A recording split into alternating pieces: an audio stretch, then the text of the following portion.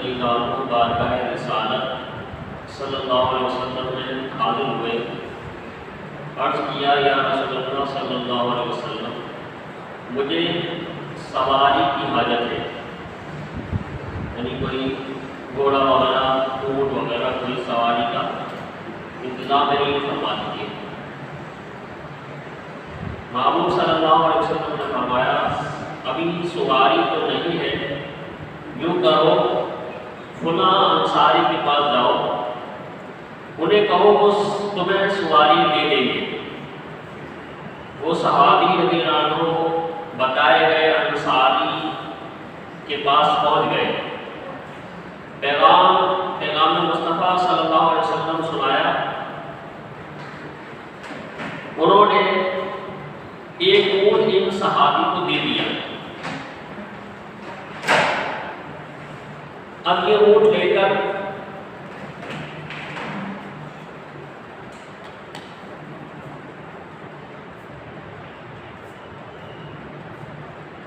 دوبارہ بارگاہ رسالت صلی اللہ علیہ وسلم میں حاضر ہوئے، عرض کیا یا رسول اللہ صلی اللہ علیہ وسلم مجھے سواری کے لیے اونٹ مل گیا ہے۔ فرمایا انطلق فإن الدال علی الخیر کفاعلہ، ٹھیک ہے جاؤ، بے شک بھلائی کی راہ دکھانے والا بھی بھلائی کرنے والے کی طرح ہے۔ پیارے بھائیوں، ہمارے آقا مولا مکی مدنی مصطفیٰ صلی اللہ علیہ وسلم سخی ہیں، سخیوں کے سخی ہیں، سب سے بڑے سخی ہیں۔ ایسا کچھ نہیں ہے جو اس در پاک سے ملتا نہ ہو، یعنی دنیا کی کوئی ایسی چیز نہیں ہے جو ہمارے آقا صلی اللہ علیہ وسلم کی بارگاہ سے نہ ملے۔ شاعر نے کہا کس چیز کی کمی ہے مولا تیری گلی میں، دنیا تیری گلی میں، عقبا تیری گلی میں۔ اور مولانا حسن اللہ خان رحمۃ اللہ علیہ نے کیا خوب کہا، ان کے طالب نے جو چاہا پا لیا، یعنی ان سے طلب کرنے والے نے جو چاہا وہ پا لیا۔ فرماتے ہیں ان کے طالب نے جو چاہا پا لیا، ان کے سائل نے جو مانگا مل گیا۔ بات یہی ہے اس در پاک سے جو مانگو مل جاتا ہے۔ حضرت ابو ہریرہ رضی اللہ عنہ نے حافظہ مانگا کہ میرا حافظہ کمزور ہے، حضور صلی اللہ علیہ وسلم نے حافظہ عطا فرما دیا۔ حضرت ربیعہ صحابی رضی اللہ عنہ نے جنت مانگی، انہیں جنت عطا فرما دی۔ یہاں تک کہ غزوہ بدر کے موقع پر ایک صحابی رضی اللہ عنہ نے تلوار مانگی، محبوب صلی اللہ علیہ وسلم نے انہیں درخت کی ٹہنی پکڑائی، وہ ٹہنی تلوار بن گئی۔ تلوار تھی نہیں، ٹہنی تھی، ان کا معجزانہ ہاتھ لگ گیا ہمارے آقا صلی اللہ علیہ وسلم کا، ٹہنی تلوار بن گئی۔ سوال ذہن میں اٹھ سکتا ہے کہ اس طرح دولت پر انکار کی تو گنجائش ہی نہیں ہے۔ جو فرش نبی میں رہ کر جنت تقسیم فرما سکتے ہیں، ان سے سواری کے لیے جانور مانگا گیا، محبوب صلی اللہ علیہ وسلم نے سواری نہ دی، فرمایا فلاں صحابی سے جا کر لے لو۔ آخر اس میں حکمت کیا ہے؟ ایسا کیوں ہوا؟ ایک حکمت جو سمجھ میں آتی ہے وہ یہ ہے کہ پیارے آقا صلی اللہ علیہ وسلم کو اپنے سب امتیوں سے پیار ہے۔ محبوب صلی اللہ علیہ وسلم کا مزاج پاک یہی ہے کہ کسی سوالی کو خالی ہاتھ نہیں پھیرتے۔ منگتا کا ہاتھ اٹھتے ہی داتا کی دیر تھی، یعنی منگتے نے ہاتھ اٹھایا اور داتا میں دین عطا فرما دی، یعنی جو دینا تھا وہ دے دیا۔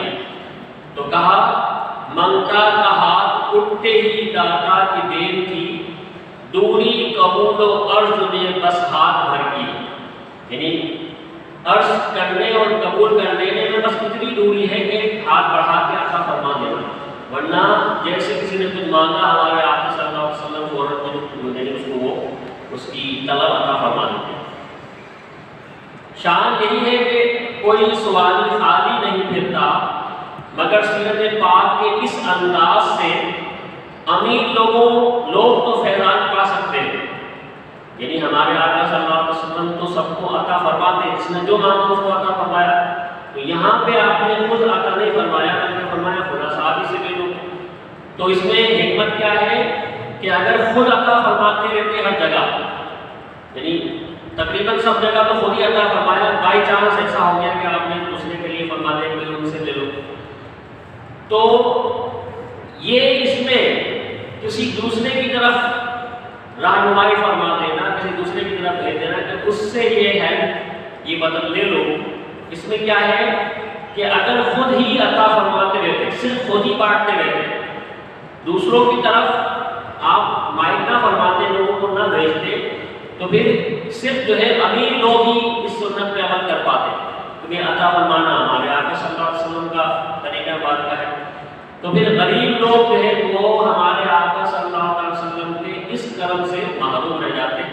لہٰذا آپ نے کیا فرمایا کہ رہنمائی فرما دی کہ بھائی فلاں سے جا کے لے لو. مطلب یہ کہ نیکی اگر کوئی خود نہیں کر سکتا تو وہ نیکی کی رہنمائی بھی کر دے گا کہ اس طریقے سے یہ کام کر لو، تو پتہ چلا کہ اس کو بھی ایسے ہی عمل ایک ثواب مل جائے گا جیسے نیکی کرنے والے کو ملا.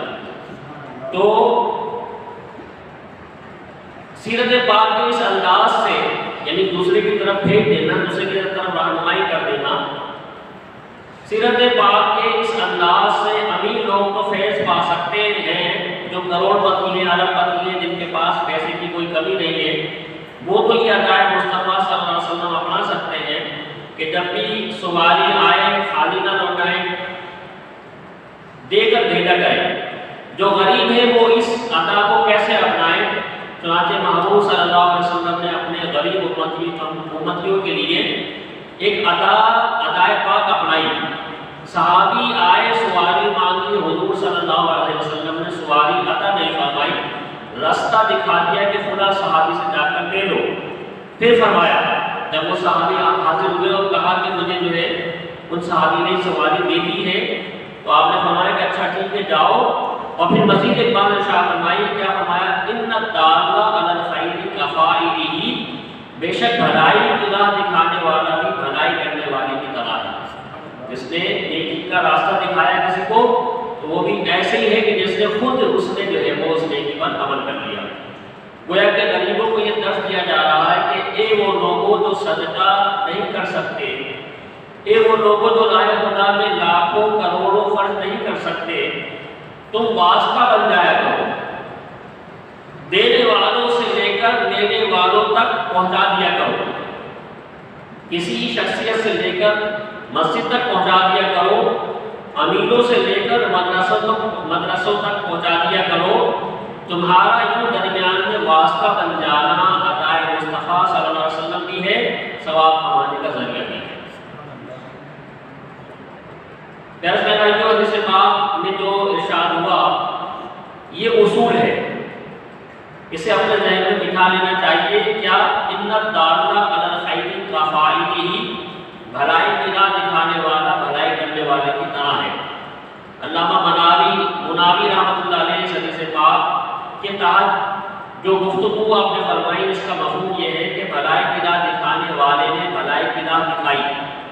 مثال کے طور پر اس نے کسی کو نماز کی دعوت دی، کسی کو تلاوت کی ترغیب دلائی، کسی کو راہ خدا میں خرچ کرنے کا ذہن دیا، کسی امیر شخصیت سے کہا فلاں مدرسہ ہے وہاں بچوں کو حفظ و نازلہ کی تعلیم دی جاتی ہے، یعنی آپ بھی اپنے بچوں کو وہاں داخل کروا لیں.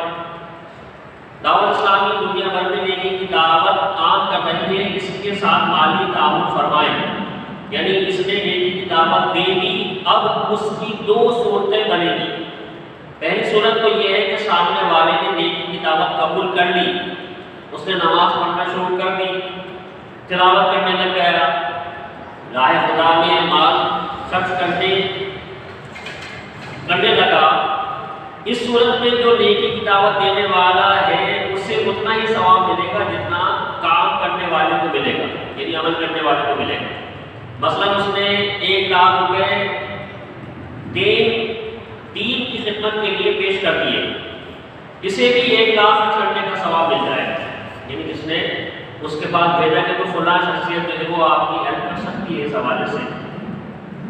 تو جو ہے اب مسجد تعمیر ہو رہی تھی، مدرسہ تعمیر ہو رہا تھا، تو انتظامیہ کو ضرورت تھی کہ یہ کام کروانا ہے، تو اس میں یہ جو ہے مطلب خرچہ آ رہا ہے۔ اب میرے پاس کوئی آیا، میں ظاہر ہے کہ اس پوزیشن میں نہیں ہوں کہ کسی کو 1 لاکھ روپے دوں، تو میں نے کہا بھائی فلاں سیٹ صاحب ہے، فلاں کمپنی آنر ہے، فلاں جو ہے وہ مطلب لینڈ لارڈ پارٹی ہے، تو آپ اس کے پاس چلے جاؤ، وہ بیچارہ نرم دل ہے، سخی ہے، تو آپ کی ہیلپ کر دے گا۔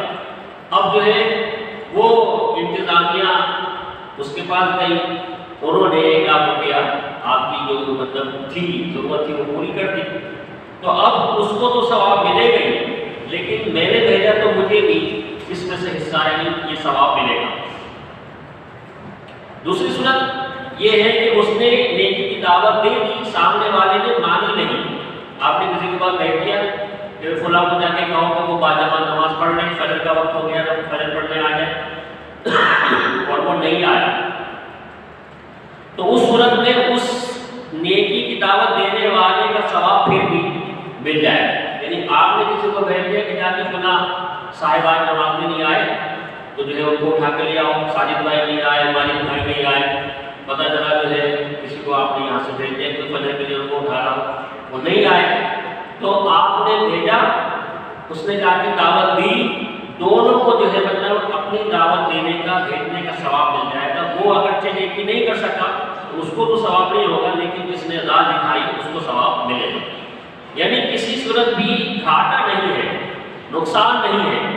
یہ جو بھلائی کے کام میں واسطہ بننے والا شخص ہے، نیکی کی دعوت دینے والا شخص ہے، اس کے وارے ہی نیارے ہیں۔ سامنے والے نے بات مان لی تو بھی ثواب ہے، نہ مانی تو بھی ثواب ہی ثواب ہے۔ ایک محاورہ ہے بہتے دریا میں ہاتھ دھونا، یعنی دریا بہہ رہا ہے، اس نے بہتے ہی رہنا ہے، اس نے نہیں رکنا، بہتے بہتے ہم سے بہتے بہتے میں سے ہم بھی اپنے ہاتھ دھو لیں، فائدہ ہو جائے گا۔ مطلب یہ ہے کہ نیکی ہے وہ ہو رہی ہے، ہو جانی ہے، نیکی کا کام نیک کا کام ہوتا ہی رہنا ہے، رکنا نہیں ہے۔ ہم درمیان میں واسطہ بن جائیں، نیکی کی دعوت دینے والے بن جائیں، ترغیب دلانے والے بن جائیں، اس نیکی میں حصہ دلانے والے بن جائیں، اس کی برکت سے انشاءاللہ کریم ہم بھی ثواب کے حقدار ہو جائیں گے۔ لہذا یہ ذہن بنانا چاہیے، نیکی کا کام ہو رہا ہے، اس میں حصہ ضرور شامل کیجیے۔ اللہ تعالیٰ قرآن پاک میں فرماتا ہے وَتَعَاوَنُوا عَلَى الْبِرِّ وَالتَّقْوَىٰ وَلَا تَعَاوَنُوا عَلَى الْإِثْمِ وَالْعُدْوَانِ۔ پارہ 6 سورہ مائدہ کی آیت نمبر 2 ہے، آیت کریمہ کا ترجمہ ہے، اور نیکی اور پرہیزگاری پر ایک دوسرے کی مدد کرو، اور گناہ اور زیادتی پر باہم یعنی آپس میں مدد نہ کرو۔ حضرت سفیان بن عیینہ رحمۃ اللہ علیہ فرماتے ہیں نیکی پر مدد کی مختلف صورتیں ہیں۔ آپ خود نیکی کا کام کریں، یہ بھی نیکی پر مدد ہے کہ آپ نے دیکھا دیکھی کئی ایک کو وہ کام، آپ نے دیکھا دیکھی کئی ایک وہ کام کرنے کی ترغیب پائیں گے۔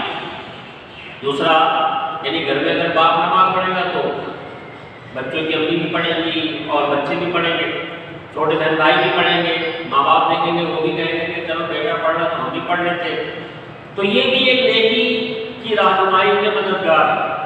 دوسرا آپ نیکی کی دعوت دیں، یہ بھی نیکی پر مدد ہے۔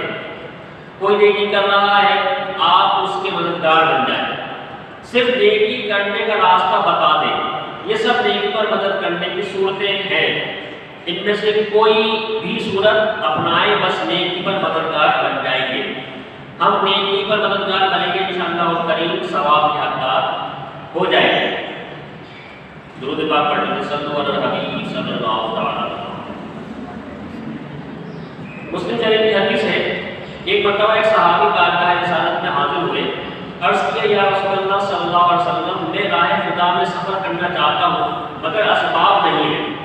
فرمایا فلاں صحابی کے پاس جاؤ، اس نے راہ خدا میں سفر کی سب تیاری کر رکھی ہے مگر وہ بیمار ہے، ان سے کہو کہ رسول اللہ صلی اللہ علیہ وسلم فرماتے ہیں اپنا سارا سامان اسے دے دو، یعنی مجھے دے دو۔ چنانچہ وہ صحابی پہنچے، پیغام مصطفیٰ صلی اللہ علیہ وسلم سنایا تو انہوں نے خوشی خوشی اپنا سارا سامان سفر ان صحابی کو دے دیا۔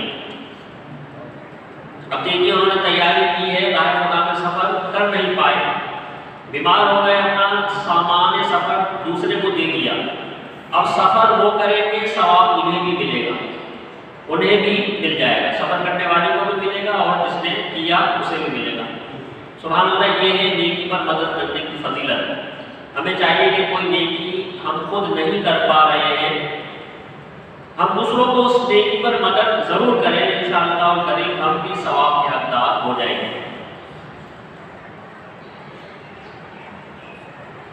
درود پاک پڑھیے، صلو علی الحبیب صلی اللہ تعالی علی محمد۔ الحمدللہ، عاشقان رسول صلی اللہ علیہ وسلم کی دینی تنظیم دعوت اسلامی دنیا بھر میں نیکی کی دعوت عام کرنے میں مصروف ہے۔ الحمدللہ کنز المدارس بورڈ کے نام سے دعوت اسلامی کا اپنا تعلیمی بورڈ ہے، تقریباً 20,235 جامعات اور مدارس المدینہ بوائز اینڈ گرلز قائم ہیں، جن میں حفظ و ناظرہ، عالم کورس، درس نظامی، مختلف تخصصات یعنی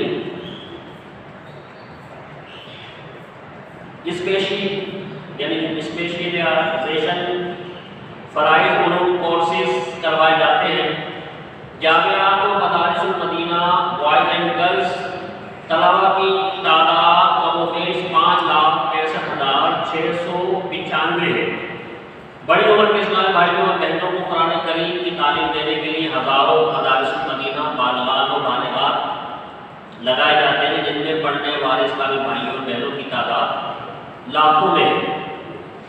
فیضان آن لائن اکیڈمی کے ذریعے تقریباً 27,000 طلباء و طالبات دینی تعلیم حاصل کر رہے ہیں، یعنی آن لائن، جبکہ 60,000 سے زائد طلباء مختلف کورسز مکمل کر چکے ہیں۔ اب تک تقریباً 21,000 دارالفتہ، معاف کیجیے گا 21 دارالفتہ اہل سنت قائم ہو چکے ہیں، جن میں شرعی رہنمائیوں کی تعداد ماہانہ اوسطاً 20,000 ہے۔ المدینہ العلمیہ اسلامک ریسرچ سینٹر کے ذریعے دینی لٹریچر پر تحقیقی کام انجام دیا جا رہا ہے۔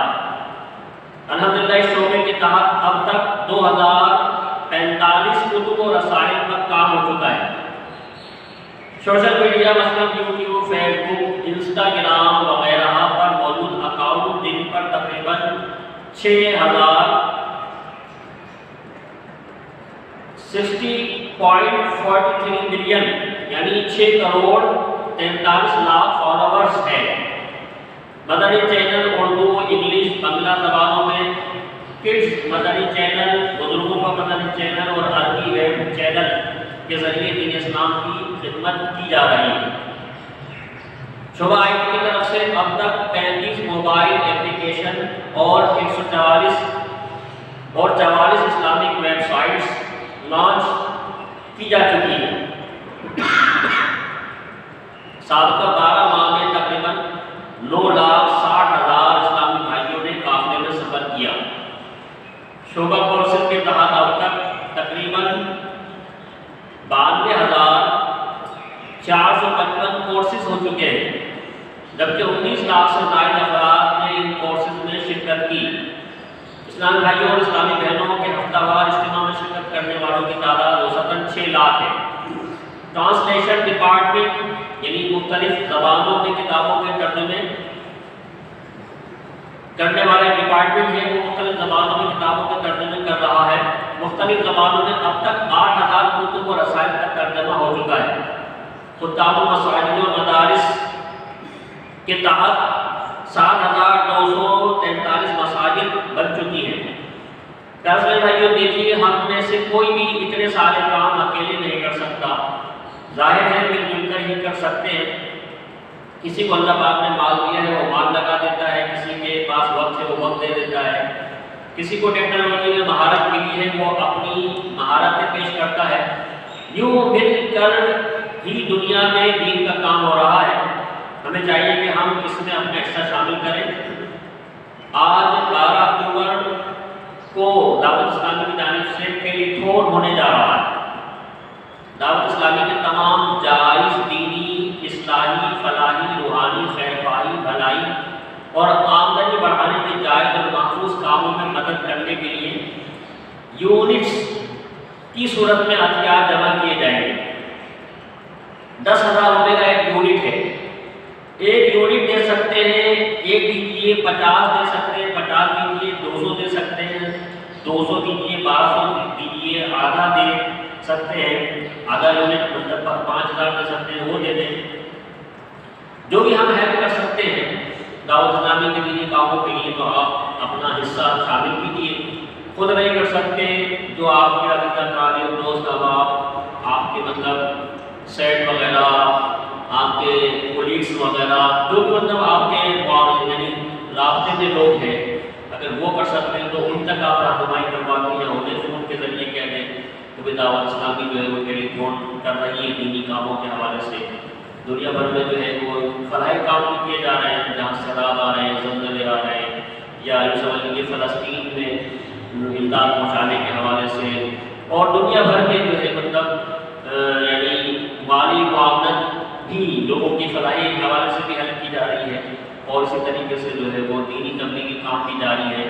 تو ان تمام کاموں کے لیے دعوت اسلامی جو ہے وہ سال میں 2 مرتبہ مطلب عطیہ جمع کرتی ہے، ایک تو یہ اکتوبر کے مہینے میں ایک ٹیلی تھون کی صورت میں، اور دوسرا جو ہے وہ ماہ رمضان میں زکوٰۃ فطر کی صورت میں۔ تو آپ تمام بھائیوں کو گزارش ہے کہ آپ خود بھی اس میں اپنا حصہ شامل کیجیے اور اپنے احباب کو بھی دعوت دیجیے۔ اللہ تعالیٰ سے دعا ہے وہ عمل کی توفیق عطا فرمائے۔ وما علینا الا البلاغ۔ الحمد للہ رب العالمین۔